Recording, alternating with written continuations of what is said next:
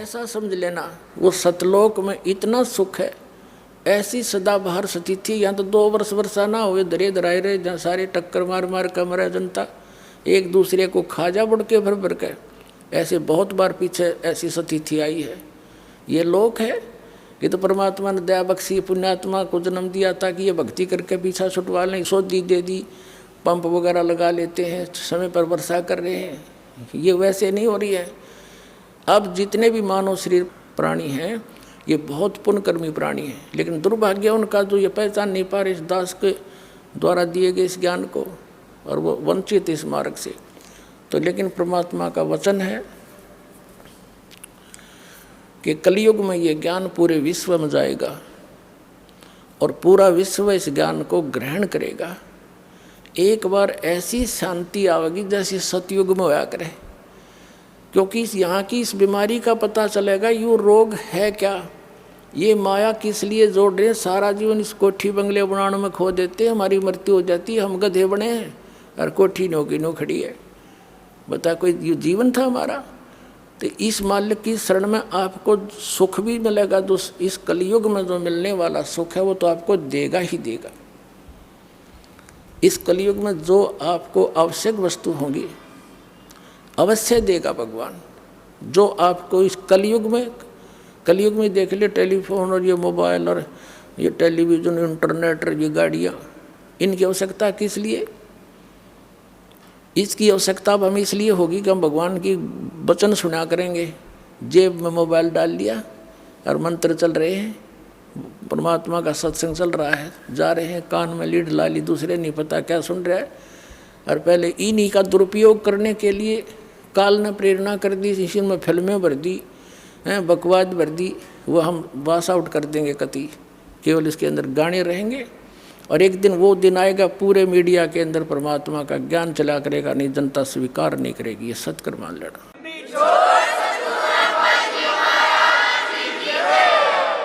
तो पुण्यात्माओं, इस झूठे सुख को सुख कहे ये मान रहा मनमोद, ये सकल चबीना काल का कुछ मुख में कुछ गोथ। तो परमात्मा कहते हैं मन तू सुख के सागर बसरे, और न ऐसा यसरे। चल हंसा सतलोक हमारे, छोड़ो यो संसारा हो। इस संसार का काल है राजा, इन माया जाल पसारा हो। एक लोक अपनी महिमा आप बता रहे हैं कि इस सब के पार एक और परमात्मा है, वहाँ स्थान है जो सबका सिरजनहारा हो। चल हंसा सतलोक हमारे, छोड़ो यो संसारा हो। बोलो सतगुरुदेव।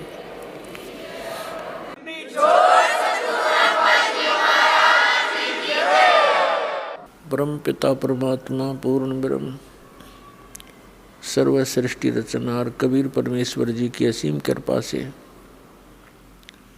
आप पुण्यात्माएं सत्संग सुनने के लिए उपस्थित हुए।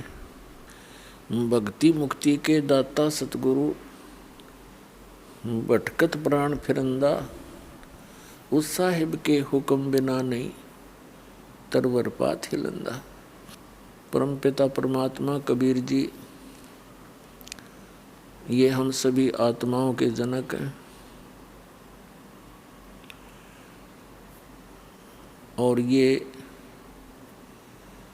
हमें संदेश देने के लिए यहाँ आते हैं, ये ज्ञान कराने के लिए इस काल के लोक में सहशरीर आते हैं और सहशरीर चले जाते हैं।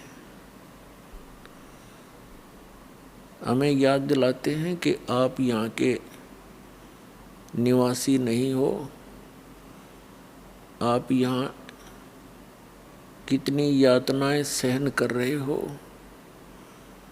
ये स्थान स्थायी नहीं है।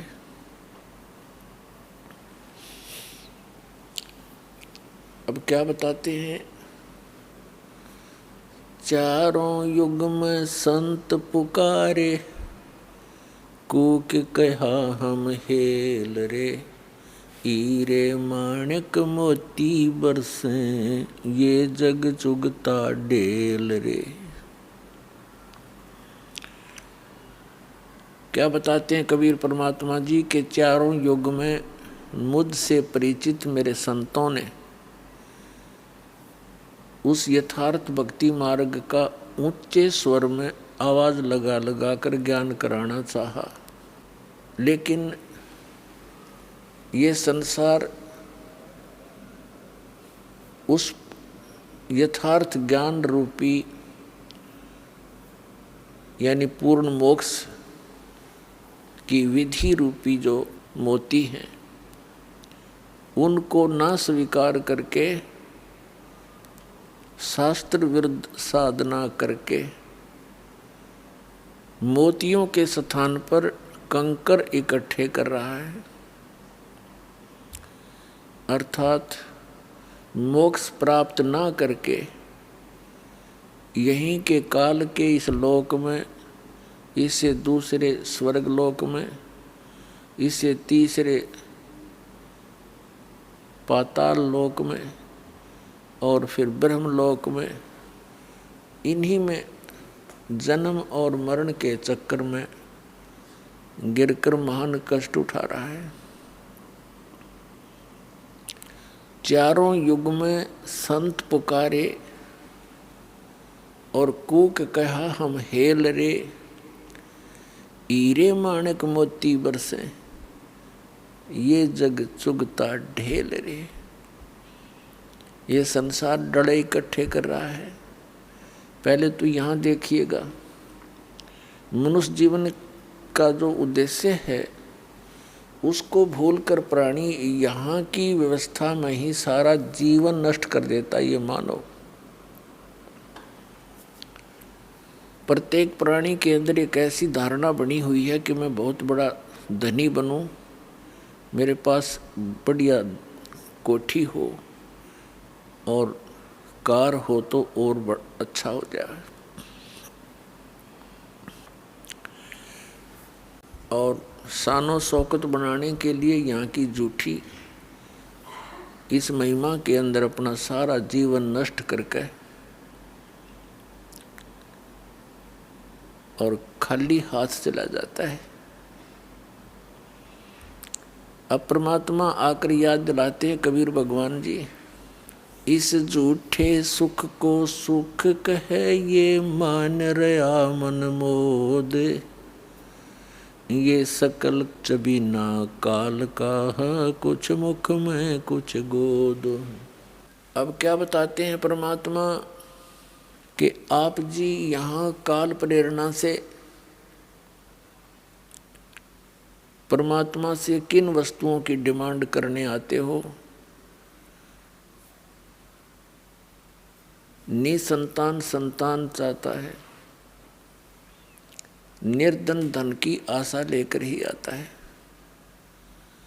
रोगी अपना रोग नाश ही उद्देश्य लेकर आता है।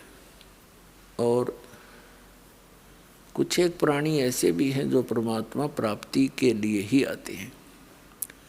वो तो धन्य भाग हैं, ऐसी सोच जिन पुण्यात्माओं की। लेकिन वो भी धन्य भाग हैं जो किसी भी कारण से परमात्मा के चरणों में पहुंच गए। फिर यहाँ आएंगे, उनको वो सुख तो मिले ही मिलेगा जिनकी उनको आवश्यकता है, लेकिन आवश्यकता से अधिक ये भगवान नहीं देगा, क्योंकि हमारा मूल उद्देश्य है परमात्मा पाना, यहाँ से जन्म मरण का आपका रोग कटवाना। और यहाँ जब तक आप रहो आपको वो सुविधाएं मिलें जो आपके लिए अनिवार्य है। अननेसेसरी डिमांड आप करोगे भगवान नहीं देगा आपको। आपकी आवश्यकता से कितनी ही बड़ी हो और परमात्मा उसको समझे कि आवश्यक है तो वो आपकी अवश्य पूर्ण होगी, रोग नाश भी होगा। और कोई आर्थ आया है या किसी अन्य आवश्यकता है उसको वो अवश्य आपका पूर्ण होगा, क्योंकि ये परमात्मा सुखदाई है, आपको सुख देगा, आपको धन भी देगा। इसको मालूम है कि जब तक इस मन की तृप्ति नहीं की जाएगी थोड़ी बहुत, यूँ भक्ति करण नहीं दे मेरी आत्मा को, तो पहले इसको संतुष्ट करेंगे दाता और फिर ज्ञान देंगे। आत्मा को फिर ज्ञान हो जाएगा, फिर ये मन की सारी नहीं मानेगी।